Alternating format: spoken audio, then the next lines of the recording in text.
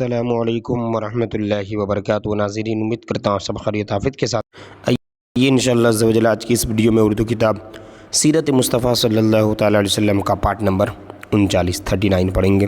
اب بھی اگر اسلامک پروڈکٹس میں اردو بیسک بکس، عربی بکس، پلاسٹک دانہ والی تسبیح اور اسلامک ڈیجیٹل تسبیح، اسلامک بروچز، عمانی کیپس، قرآن پاک، قاعدہ، عطر اور پرفیوم اور جانماز اور اسلامک حجاب، رومالی، دوپٹہ، یہ تمام چیزیں، نقاب وغیرہ ہمارے اس اسٹور پر آپ کو مل جائے۔ تو آپ بھی ہماری Instagram I D IAT store کو ضرور فالو کریں تاکہ آپ کو اپڈیٹ ملتے رہے، اور اسکرین پر دیے ہوئے نمبر پر بھی آپ واٹس ایپ پر آرڈر بک کر سکتے ہیں۔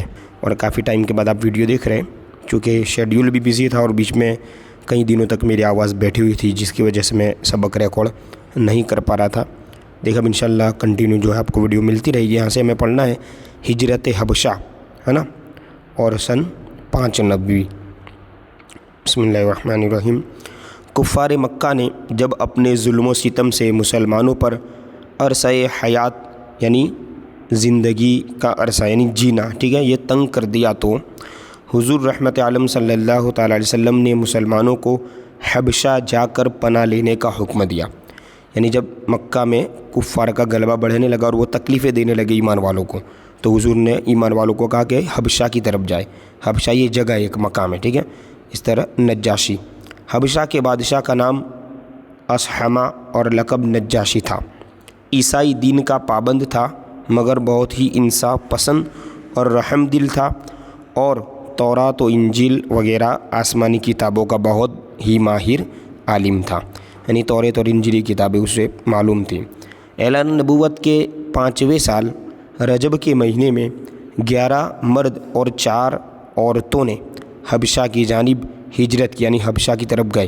ہجرت کرنا ان مکہ سے اپنا سب کچھ چھوڑ کر کے حبشہ کی طرف جانا۔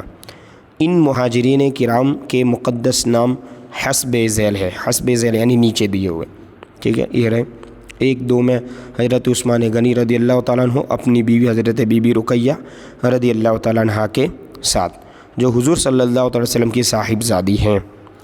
اور 3 اور 4 میں حضرت ابو حذیفہ رضی اللہ تعالیٰ عنہ اپنی بیوی حضرت سہلہ بنت سہیل رضی اللہ تعالیٰ عنہ کے ساتھ، عنہا کے ساتھ۔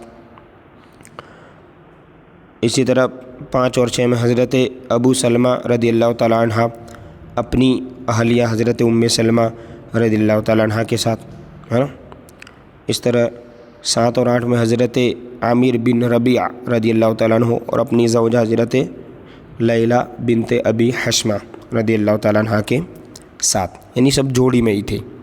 اس طرح 9 نمبر پر حضرت زبیر بن عوام رضی اللہ تعالیٰ عنہ، 10 حضرت مصعب بن عمیر رضی اللہ تعالیٰ عنہ، اور 11 میں حضرت عبد الرحمن بن عوف رضی اللہ تعالیٰ عنہ، اور 12 حضرت عثمان بن مظعون رضی اللہ تعالیٰ عنہ، اور 13 حضرت ابو صبرہ بن ابی رحم حاتب بن عمر رضی اللہ تعالیٰ عنہما۔ 14 نمبر حضرت سہیل بن بیضہ رضی اللہ تعالیٰ عنہ، اور 15 حضرت عبداللہ بن مسعود رضی اللہ تعالیٰ عنہ، ٹھیک ہے۔ دیکھیں آگے، کفار مکہ کو جب ان لوگوں کی ہجرت کا پتہ چلا تو ان ظالموں نے ان لوگوں کی گرفتاری کے لیے ان کا تعاقب کیا۔ یعنی جیسے مکہ والوں کو پتہ چلے گا کہ یہ سب مکہ سے باہر گئے ہم سے بچنے کے لیے، تو انہوں نے پیچھا کیا، تعاقب یعنی ان کے پیچھے گئے، لیکن یہ لوگ کشتی پر سوار ہو کر روانہ ہو چکے تھے، اس لیے کفار ناکام واپس لوٹے، یعنی ہاتھ میں نہیں آئے۔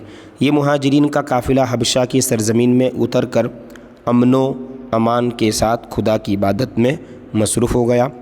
چند دنوں کے بعد ناگہاں یہ خبر پھیل گئی، کفار مکہ مسلمان ہو گئے۔ یہ خبر سن کر چند لوگ حبشہ سے مکہ لوٹ آئے، مگر یہاں آ کر پتہ چلا کہ یہ خبر غلط تھی۔